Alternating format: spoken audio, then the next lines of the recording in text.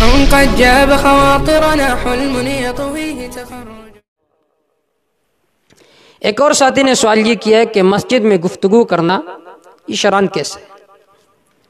اس کا جواب یہ ہے کہ دیکھیے، ہر وہ گفتگو جو مسجد کے باہر ناجائز ہو تو مسجد میں وہ گفتگو کرنا بطریق اولیٰ ناجائز ہوگی۔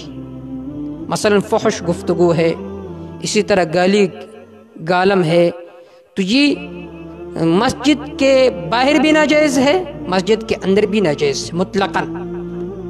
دوسری صورت وہ گفتگو ہے کہ جو مباح گفتگو ہو، مثلا کسی کی خیریت پوچھنا کیسے ہو، کسی کو سلام کرنا۔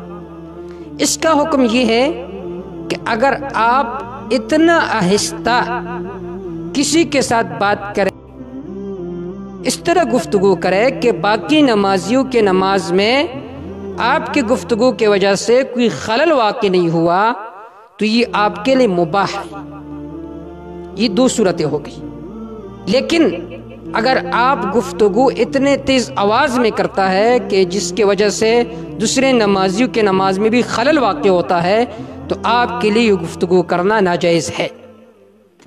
تیسری صورت وہ یہ کہ آپ قصداً ارادتاً مسجد میں بیٹھ جائے گفتگو کرنے کے لیے، جیسا کہ بہت سارے لوگ ہوتے ہیں بڈھے جو مسجد میں بیٹھتے ہیں، ایک بات سے دوسرے بات بناتے ہیں، تیسرے سے چوتھا، اور انہوں نے ایک چیز بنائی ہوئی ہوتی ہے، مساجد میں شور و غل کرتا ہے۔